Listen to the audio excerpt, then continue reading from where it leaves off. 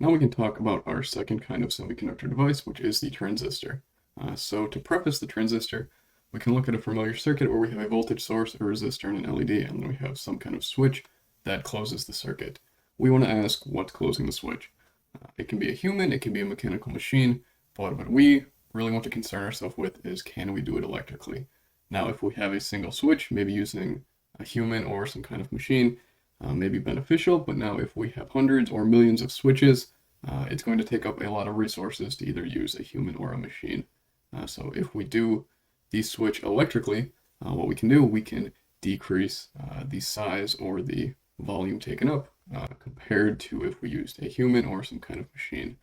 Also, if we do it electrically, we are putting less work or energy into the system to actually close the switch.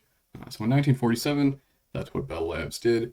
They created the first transistor to my knowledge, and if we fast forward to 2021, there are now several billion in all of the computers. So they're used everywhere. And there's two types that we want to concern ourselves with. The first is the BJT, or the bipolar junction transistor. The second is the field effect transistor, or commonly known as the FET. Now with the BJT, so there are two different kinds we can have. We can have the NPN or the Pnp transistor. And what each of those letters mean is the type of material that is in the transistor sandwich. So N stands for an N-type material and P stands for a P-type material. Now the N-type material is a material that has impurities added to it to give it extra electrons, and the P-type has impurities to give it extra holes. Now with the transistor, we have a three-terminal device, whether we are NPN or PNP, and both consist of a base, a collector, and an emitter. Notice for the PNP, the base is in the same spot, but the emitter's up top and the collector's down low. So you can usually signify which end is the emitter because there is a little arrow tied to it. So how this works, well, we send in some current into the base, and what that allows for is current to pass from the collector to the emitter for the NPN transistor. So this base current also goes down to the emitter, and what we can say from this is that the collector current IC is equal to the base current, and then we have this gain factor called beta. Now the emitter current is the collector current plus the base current, so IE is equal to IC plus IB, or that can be expressed as beta plus 1 times the base current.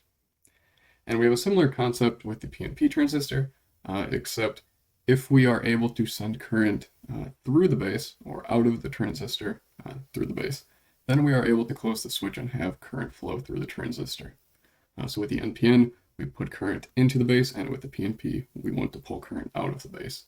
And the current that we're usually sending into the base or out of the base is very tiny because this beta factor is pretty big. So now we can look at a circuit where we're actually using a transistor, and it's, again, just a voltage source with two resistors, and then we're sending 1 milliamp into the base. So if we send 1 milliamp into the base, we know that we would allow current to flow from the collector to the emitter. So we can write a Kvl loop for that and say that V minus IC times R1 minus VCE minus IE times R2 is equal to 0. And the reason we have this VCE here is because when we send current in, we aren't really closing a physical switch, and we don't have exactly a short circuit here. Recall that the collector current is one distinct current, and the emitter current is the collector current plus the base current. So it's not like there's one node here and you just have one current going in and one current going out. So we get this term, this VCE. And what we can do, we can arrange this to say that VCE is equal to V minus beta IB R1 minus beta plus 1 IB R2.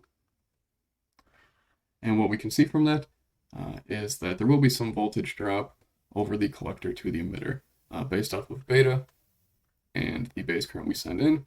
We can see if we make beta huge or the base current huge, that this voltage can actually seem to turn negative, and we wouldn't expect that if we had current flowing from the collector to the emitter. We would assume we would have a positive voltage drop there.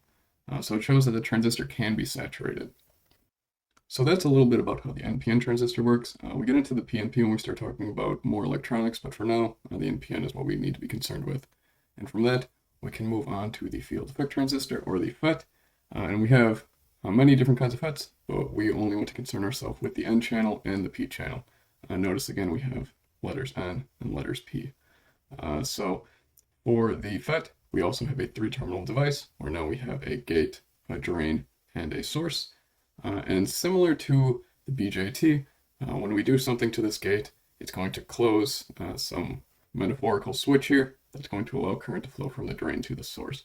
Now, with the FET, we're not actually sending any current in, we're applying some voltage. And there is a threshold voltage on the FETs, which means if you apply under the threshold, you're not really closing the switch fully, you're in kind of this gray area.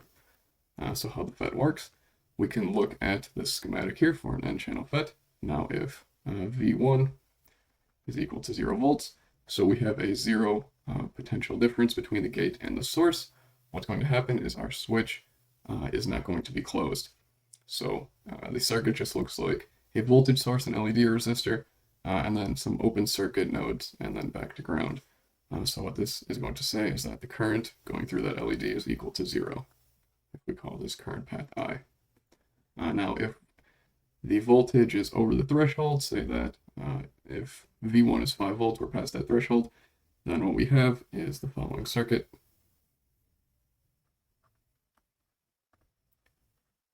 Where now we've closed that switch fully, and we just have R, and then V2, and then this LED here.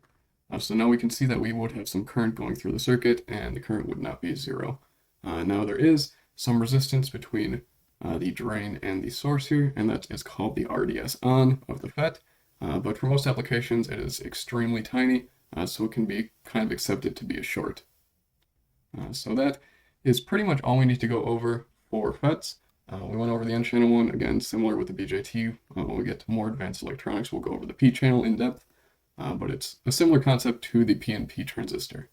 But now that we know a little bit about transistors and FETs, we can start to look at things like op amps and logic gates, and really see how these complex electrical circuits start to work.